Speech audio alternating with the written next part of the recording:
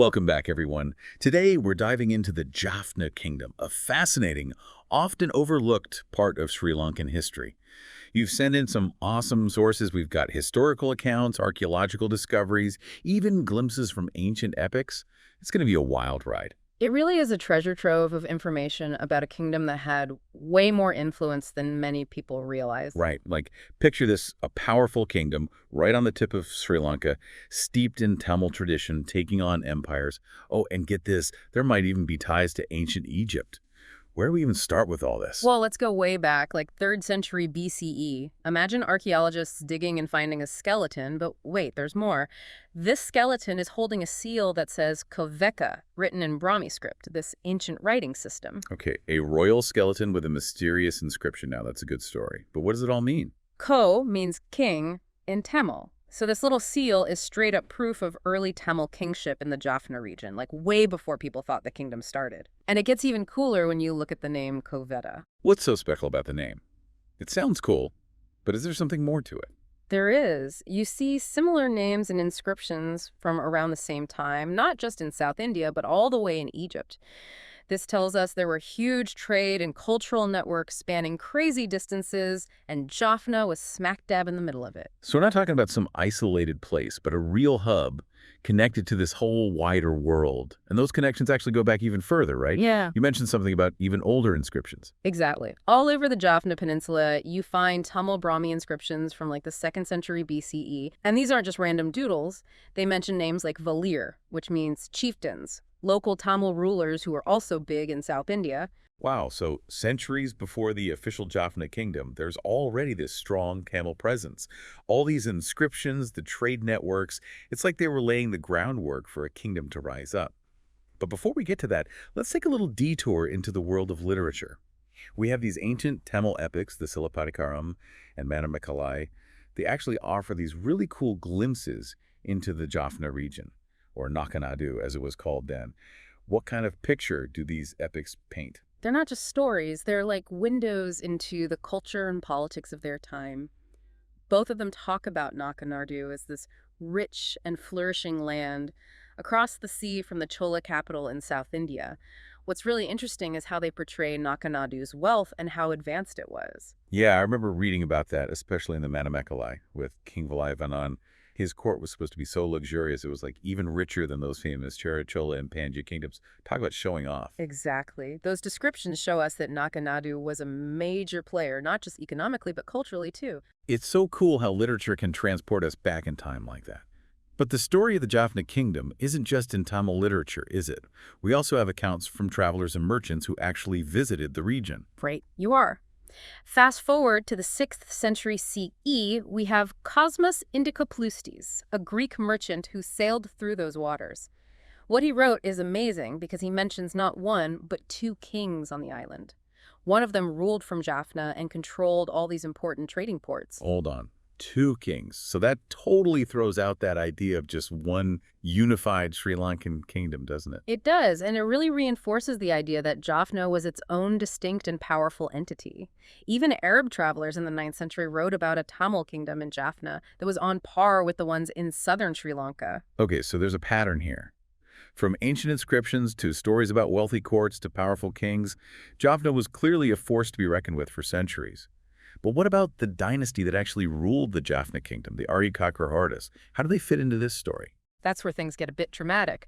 The traditional story says a chieftain named Maga founded the Jaffna Kingdom, and he came on the scene around 1215. Oh yeah, Maga. He was the one who really shook things up in Sri Lanka, wasn't he? He sure was. Maga was supposed to be from the Kalinga region of India. He invaded, overthrew the Pandyan king who was in charge, Parakrama Pandyan II, and then he took over the Rajarata region.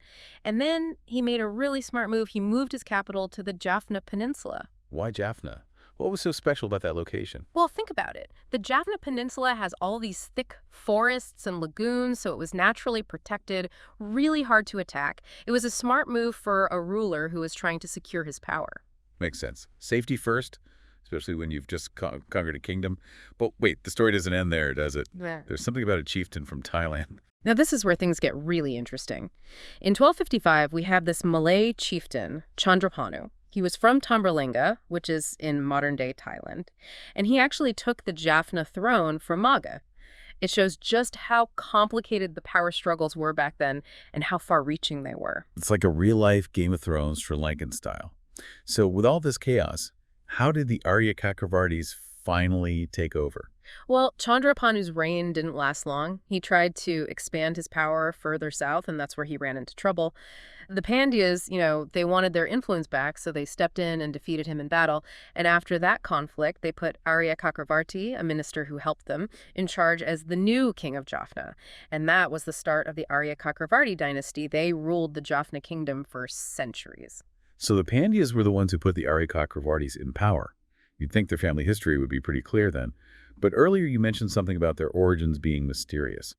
What's the mystery surrounding this dynasty? Yeah, even with the Pandyas involved, the origins of the Arya Chakravartis are a bit of a puzzle. There are a few different theories. Some people say they were descendants of Maga. Others think they were a Pandyan family, maybe connected to the Ramanathapuram temple in India.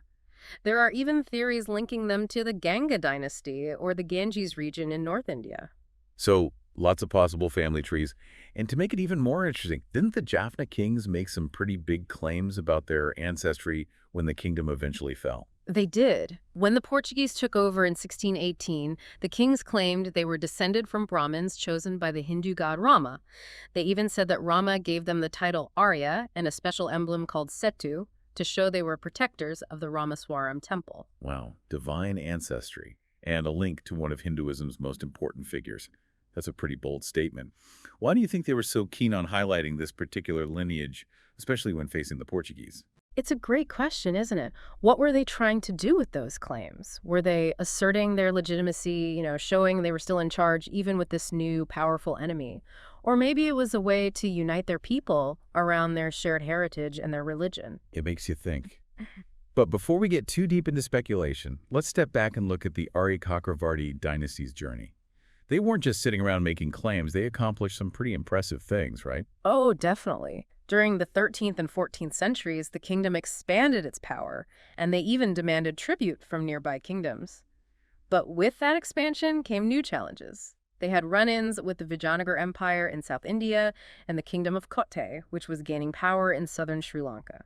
So the Jaffna Kingdom wasn't always on the attack. They had their own rivals and conflicts to deal with, just like any other powerful kingdom. Yeah, exactly. And those challenges had consequences. For a while, the Jaffna Kingdom had to be a vassal state of the Vijayanagar Empire. And then, between 1450 and 1467, they actually lost their independence completely under Kotsa rule. Wow, talk about power shifts. But the kingdom bounced back, right? They didn't just disappear after all that. It didn't. The Jaffna Kingdom got its independence back when the Koti Kingdom started falling apart and the Vijayanagar Empire weakened. That was a time of revival for them. They formed strong ties with the Thanjavur Nayakars in South India, and their culture really flourished. They built incredible Hindu temples, and Tamil and Sanskrit literature really took off. So a time of resilience and renewal for the Jaffna Kingdom. It's amazing how much we've already uncovered: ancient inscriptions, epic stories, dynasties, power struggles, cultural revival. It's like we've gone through centuries in just a few minutes. And believe me, we've just scratched the surface. There's so much more to discover about this incredible period in Sri Lankan history. It's really incredible how a few inscriptions, some old poems and stories from travelers can bring a whole kingdom back to life. But what about the kingdom itself? What was it actually like to live in the Jaffna Kingdom during its golden age? Picture this. Vibrant temple complexes, bustling marketplaces filled with exotic goods from all over the Indian Ocean, and a society where art and literature thrived, all thanks to the support of the kings. Sounds like a pretty amazing place. Let's focus on those temples first. We have the Nellore Kandaswamy Temple, dedicated to Lord Murugan. It's still standing today. What can you tell us about the temples from back then? They were more than just places to worship. They were these amazing architectural feats that showed the kingdom's deep devotion to Hinduism, especially to Shiva, who was like the patron deity of the Arya Chakravarti dynasty. The Nellore Kandaswamy Temple is a perfect example. It has these incredibly detailed carvings and those towering gopurams, those elaborate pyramid-like structures you see at temple entrances. They're really breathtaking. Gopurams. I'm picturing these massive gateways, all covered in intricate sculptures. It must have been an incredible sight to approach a temple with those looming over you. What was the atmosphere like inside the temples? Were they solemn and quiet, or were they filled with activity? They were actually buzzing with activity, full of life. Imagine huge crowds, the smell of incense everywhere, and the sounds of devotional music and chanting echoing through the courtyards. Temples weren't just for religious stuff, they were also centers of learning, art, and social gatherings. So kind of like a community center, but with a spiritual core. It shows they valued more than just material wealth, doesn't it? You mentioned learning. Did they have any actual schools or universities? They did. They had these temple universities. Scholars would come from all over to study there: philosophy, literature, medicine, astrology, even law. Imagine these lively debates happening in the shadow of these grand temples. Temple universities. That's so cool. It really changes how you think about this kingdom, right? Yeah. It wasn't all about trade and conquest. Yeah. They really valued intellectual pursuits. Yeah. And that focus on learning is reflected in the literature of the time too, right? Oh, absolutely. The Jaffna Kingdom was a golden age for Tamil and Sanskrit literature. You had all these talented poets, scholars, and writers creating so many different types of works: devotional hymns, epics, treatises on medicine and astrology, you name it. It's amazing to think about all those different voices, all those different perspectives, all coming together in this one kingdom. Are there any specific works or authors that you'd recommend our listeners check out, like something that really captures the essence of this period? One that really stands out is Arunagirnathar, a poet from the 15th century. He wrote these beautiful devotional songs, a lot of them dedicated to Lord Murugan. His poetry is known for its lyrical beauty and its sincere expressions of devotion. People still sing his songs today all over the world. That really shows you how powerful art can be. It's amazing that these songs have resonated with people for centuries. What about the kings? Did they do anything to support the arts? The Arya Chakravarti kings were known for being patrons of the arts. They created royal libraries, supported scholars, poets, and musicians, and they even commissioned these magnificent temples and palaces. They knew that a thriving cultural scene was crucial for a successful kingdom. It sounds like it was a win-win situation, right? The kings provided support, and the artists enriched the kingdom with their creativity.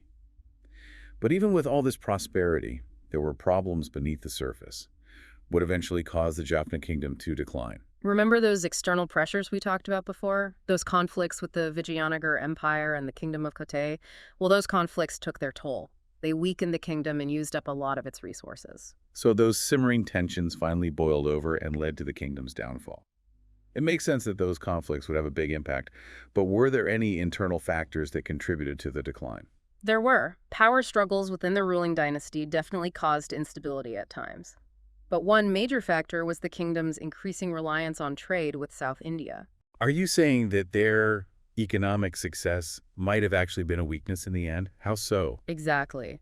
When the Portuguese arrived in the Indian Ocean in the 16th century, they changed everything. They disrupted trade routes, tried to take control of key ports, and basically controlled the flow of goods and money. Yeah, the Portuguese were definitely shaking things up all across the Indian Ocean. Yeah. So how did this impact the Jaffna Kingdom specifically?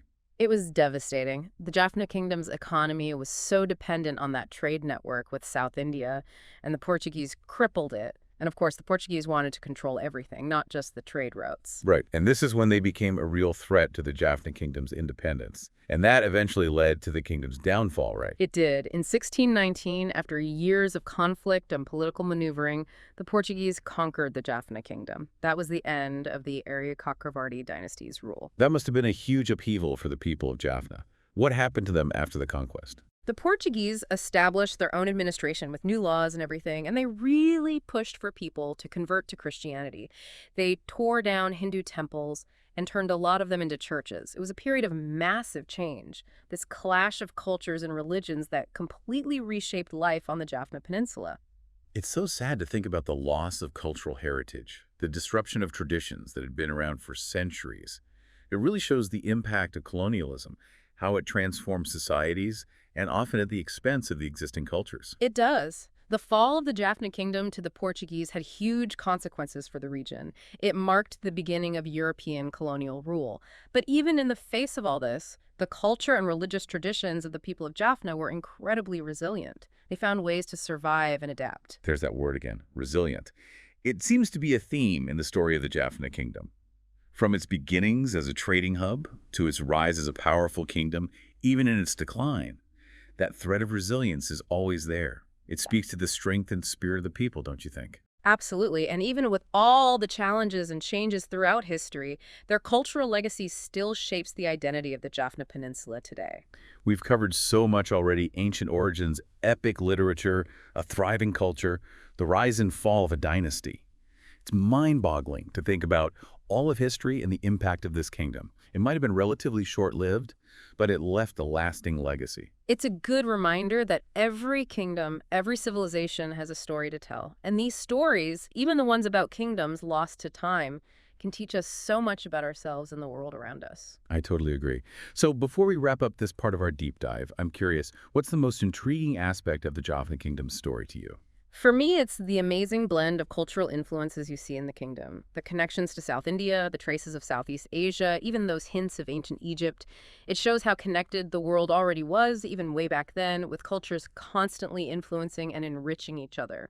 I love that. It makes you wonder how all those different influences shape the identity and the worldview of the people of Jaffna. That's definitely something worth exploring further. It is. It speaks to those bigger themes of cultural exchange, adaptation, and how fluid identity can be themes that are just as relevant today as they were centuries ago.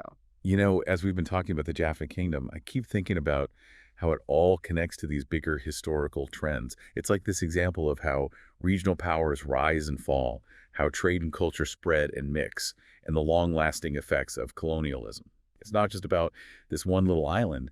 It reflects these bigger patterns that happened all over the world. That's a really good point. It's easy to get caught up in the details of one kingdom's history, but yeah, stepping back and seeing how it fits into the grand scheme of things, that's how you really start to understand it. So how does the Jaffna Kingdom story fit into that big narrative of world history? What are some of the key things we can learn from their experience? Well, one thing is that it shows how power is constantly shifting, especially in places like South Asia. We've seen kingdoms rise and fall, alliances changing all the time, empires trying to control everything, sometimes from far away. The Jaffna Kingdom, even when it was strong, couldn't escape these forces in the end. It's a reminder that even the most powerful kingdoms can be vulnerable to change, to those shifts in the political landscape. But the Jaffna Kingdom also shows us how interconnected the world was, even centuries ago. We talked about their connections to South India, Southeast Asia, and those fascinating hints of ancient Egypt. It's like a picture of a world that was way more connected than we often imagine. Exactly. The Jaffna Kingdom wasn't isolated. It was part of this huge web of trade routes, cultural exchange, and political alliances that stretched across huge distances.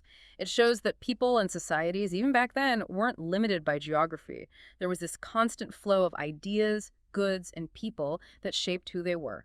It really challenges that idea we sometimes have, that ancient civilizations were all isolated, doesn't it? It makes you realize that the world has always been interconnected in one way or another. What about the legacy of the Jaffna Kingdom within Sri Lanka itself?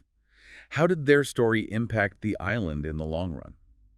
That's a tricky question with a lot of nuance. On the one hand, the Jaffna Kingdom, with its strong Tamil identity, contributed so much to the diverse culture of Sri Lanka.